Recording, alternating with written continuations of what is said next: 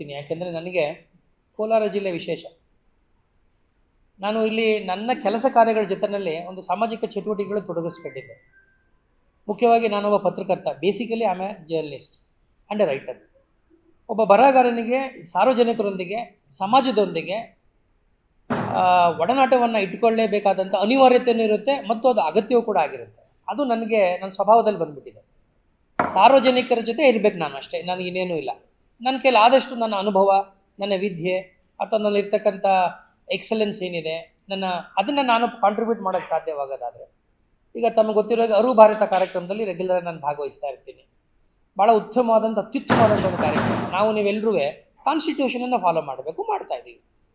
ಬಹುಶಃ ಆ ಕಾರ್ಯಕ್ರಮದಲ್ಲಿ ಭಾಗವಹಿಸಬೇಕು ಅನ್ನೋ ಭಾಳ ವಿಶೇಷವಾದಂಥ ಒಂದು ಪ್ರೀತಿ ನನಗಿದೆ. ಹಳ್ಳಿಗೆ ಹೋಗ್ಬೋದು, ಜನಗಳ ಜೊತೆ ಮಾತಾಡ್ಬೋದು, 10 ಜನನ ಬದಲಾವಣೆ ಮಾಡೋಣ, ಪ್ರಯತ್ನ ಮಾಡೋಣ. ಮತ್ತು ಕೋಲಾರದಲ್ಲಿ ಯಾಕೆಂದರೆ ನನಗೆ 2 ಸಾರಿ ಅನ್ನ ಹಾಕಿರೋದ್ರಿಂದ ಮತ್ತೆ ನಾನು ಬಂದರೆ ಇಲ್ಲಿ ಯಾರೂ ನಾನು ಆಚೆಗೆ ಹಾಕಲ್ಲ ಅಂತ ಅಂದ್ಕೊಂಡಿದ್ದೀನಿ.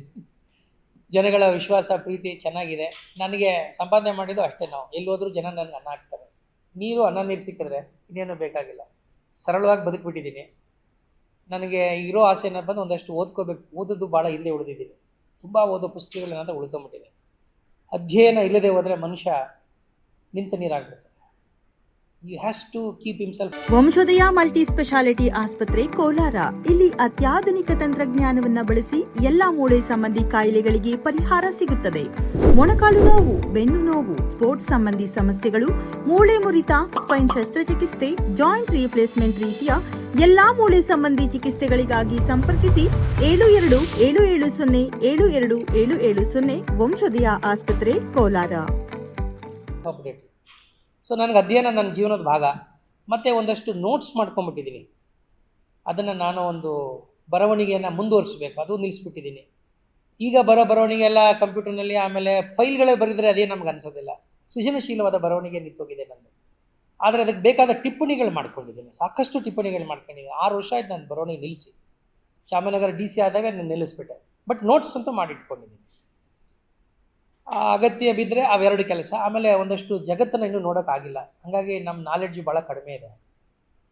ದೇಶ ಸುತ್ತು, ಕೋಶ ಓದು, ಇದು ಭಾಳ ಹಿಂದಿನ ಮಾತು. ನಾವು ಬರೀ ಕೋಶ ಓದ್ಕೊಂಡೇ ಕಳೆಬಿಟ್ಟು ಮಂಡುಕಗಳಾಗ್ಬಿಟ್ಟಿದ್ದೀವಿ. ನನ್ನ ನಾಲೆಡ್ಜ್ ಇನ್ನೂ ವರೈಸಾನ್ ಬೆಳಿಬೇಕು ಅಂತಂದರೆ ಬಹುಶಃ ನಾನು ಬೇರೆ ಬೇರೆ ದೇಶಗಳಿಗೆ ಹೋಗಬೇಕು. ನನ್ನ ಹೆಂಡತಿ ಮಕ್ಕಳು ಬಿಟ್ಟೆ ಆಲ್ಮೋಸ್ಟ್ ಒಂದು 23-24 ವರ್ಷ ಆಗೋಯ್ತು. ಅಂದರೆ ನಾನು ವಿಸಿಟಿಂಗ್ ಪ್ರೊಫೆಸರ್ ಥರ ಮನೆಗೆ ಹೋಗೋದು, ಅವ್ರು ನನ್ನನ್ನು ಬಂದು ವಿಸಿಟಿಂಗ್ ಪ್ರೊಫೆಸರ್ ಥರ ಬಂದು ಹೋಗೋದು. ಹಿಂಗೆ ನಮ್ಮ ಸಂಬಂಧ ಆಗೋಯ್ತು. ವಾರ ಪೂರ್ತಿ ನಾನು ಇದ್ದದ್ದು ಎಲ್ಲ ಇಲ್ಲೇ ಈ ಥರ. ಶನಿವಾರ ಭಾನುವಾರ ಬಂದರೂ ನಿಮಗೆ ಗೊತ್ತಿದೆ ನಾನು ಇಲ್ಲೇ ಇದ್ಬಿಡ್ತೀನಿ. ಯಾಕೆಂದರೆ ಒಬ್ಬ ಡೆಪ್ಟಿ ಕಮಿಷನರ್ ಆಗಿ you are not suppose to leave headquarters. So I use to spend. ಯಾಕೆಂದರೆ 1ನೇ ತಾರೀಕು ಆದಮೇಲೆ ನನಗೆ ಈ ಒಂದು ಸೌಲಭ್ಯ, ಈ ಪ್ರಿವಿಲೇಜ್ ನನಗಿಲ್ಲ.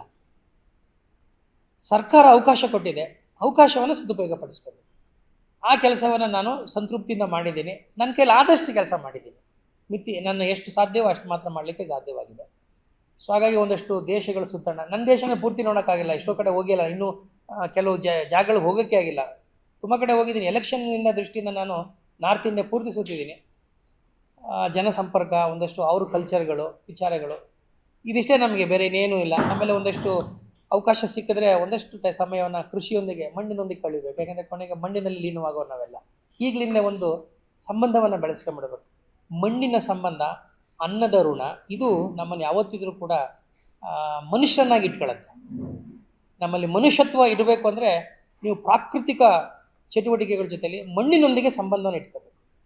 ಮಣ್ಣಿನೊಂದಿಗೆ ಸಂಪರ್ಕ, ಪ್ರಕೃತಿಯೊಂದಿಗೆ ಸಂಪರ್ಕವನ್ನು ಕಳ್ಕೊಂಡಷ್ಟು ನಾವು ಹೆಚ್ಚು ನಾವು ಒಂದು ರೀತಿಯಾದಂಥ ಕ್ರೌರ್ಯದ ಕಡೆಗೆ ವಾಲಕ್ಕೆ ಶುರು ಮಾಡ್ತೀವಿ.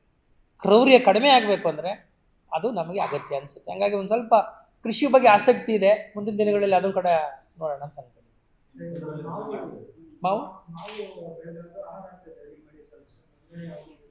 ಅದು ನಾವು ಭಾಳ ಪ್ರಯತ್ನ ಮಾಡಿದ್ದು ಸರ್ಕಾರದ ಹಂತದ, ಅದು ಕೇಂದ್ರ ಸರ್ಕಾರದಲ್ಲಿ ಆಗಬೇಕಾಗಿತ್ತು. ಪ್ರಪೋಸಲ್ ನಮ್ಮಿಂದನೂ ಹೋಯಿತು, ರಾಜ್ಯ ಸರ್ಕಾರದಿಂದನೂ ಪ್ರಪೋಸಲ್ ನಿಮಗೆ ಗೊತ್ತಿದೆ ಹೋಗಿದೆ.